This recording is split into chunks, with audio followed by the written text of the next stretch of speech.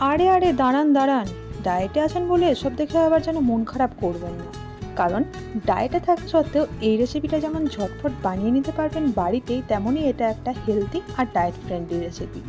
ব্যাস, এবার মন খারাপ বাদ দিয়ে দেখে নিন তো রেসিপিটা। নমস্কার সকলকে, আমি উচিতা উচ্চিমিত রেসিপি মার চ্যানেলে আপনাদের সকলকে স্বাগত জানাই নতুন একটা রেসিপিতে। প্রথমে একটা ফ্রাইং প্যানের মধ্যে ওই 1 চা চামচ পরিমাণে সাদা তেল দিয়ে দেবো। আপনারা চাইলে এখানে অলিভ অয়েল অ্যাড করতে পারেন। 1/2 চা চামচ পরিমাণে গোটা জিরে দিয়ে জিরেটাকে জাস্ট কয়েক সেকেন্ডের জন্য সটে করে নেব। তারপরে আগে থেকে সিদ্ধ করে রাখা ছোলা এবং মটর দিয়ে দেবো কড়াইয়ের মধ্যে।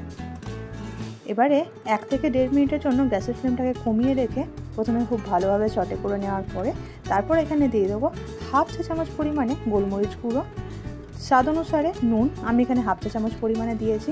এবার নুন আর গোলমরিচ দিয়ে ভালোভাবে 1 মিনিটের জন্য গ্যাসের ফ্লেমটাকে মিডিয়ামে রেখে এই মটর এবং ছোলাটাকে ভেজে নিতে হবে। আমি এই রেসিপিটাতে ছোলা এবং মটর ব্যবহার করেছি, আপনারা কিন্তু চাইলে চিকপি বা কাবলি ছোলা যেটা থাকে বা চানা মটর সেটা কিন্তু ব্যবহার করতে পারেন। সেটাকেও সেম প্রসেসে সেদ্ধ করে এরকমভাবে ভেজে নিতে হবে। অন্য একটা বাটিতে নিয়ে নিয়েছি ওই 4 থেকে 5 টেবিল চামচ পরিমাণে দই। তারপরে ওই একই বাটিতে দিয়ে দিলাম 1/2 চা চামচ পরিমাণে গোলমরিচ গুঁড়ো, অল্প একটু পরিমাণে নুন এবং তার সঙ্গে দিয়েছি 1 চামচ পরিমাণে হোমমেড সস, টমেটো সস। এবারে তারপরে সমস্তটাকে খুব ভালোভাবে মিশিয়ে নিতে হবে দইয়ের সঙ্গে। এক সাইডে রেখে দেবো বাটিটাকে। এবার একটা বড় মিক্সিং বোলের মধ্যে ওই আগে থেকে সটে করে নেওয়া ছোলা মটরটা দিয়ে দিলাম বাটিতে।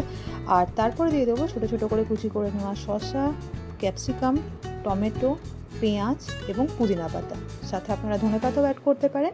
আর ওই যে আগেতে বাটিতে যে দইয়ের মিশ্রণটা তৈরি করে রেখেছিলাম সেটা দিয়ে দিলাম। ওপর থেকে দিয়ে দেবো গন্ধরাজ লেবু। গন্ধরাজ লেবুটা আমি এরকম স্লাইস করে কেটে নিয়েছিলাম। এবার ওখানে ওই 1 চা চামচ পরিমাণে গন্ধরাজ লেবুর রস দিয়েছি, স্বাদ অনুসারে নুন দিয়ে দিলাম। এবারে সমস্তটাকে খুব ভালোভাবে মিশিয়ে নেবো। আচ্ছা হ্যাঁ, বলে রাখি এখানে আমি কিন্তু অরিগানো অ্যাড করেছি 1 চা চামচ। অরিগানোটা কিন্তু এখানে অপশনাল, চাইলে দিতে পারেন, নাহলে স্কিপ করতে পারেন। এবারে কি করব, সমস্তটাকে একসঙ্গে কিন্তু একটা কাঁটা চামচের সাহায্যে এরকমভাবে মিশিয়ে নিতে হবে। ব্যাস, তাহলেই তৈরি আমাদের আজকের special recipe healthy diet friendly chana salad. দেখলেন নিশ্চয়ই বানানো ঠিক কতটা সোজা, আর খেতেও বিশ্বাস করবেন না ভীষণ টেস্টি হয়। যারা ডায়েট করছেন তারা তো বটেই, তবে যারা ডায়েট করছেন না তাদের জন্য কিন্তু এই রেসিপিটা ভীষণ হেলদি। আর যারা হজমের সমস্যাতে ভুগছেন তাদের জন্য কিন্তু এটা খুব ভালো লাগবে, কথা দিচ্ছি। কারণ এতে রয়েছে মিন্ট, যার ফ্রেশনেস কিন্তু আপনারা খুব সুন্দরভাবে পাবেন। সাথে রয়েছে শসা, লেবুর রস, এগুলো কিন্তু হজমে খুব সাহায্য করে। আশা করছি ভালো লাগলে অবশ্যই লাইক শেয়ার করতে ভুলবেন না। ভালো থাকবেন।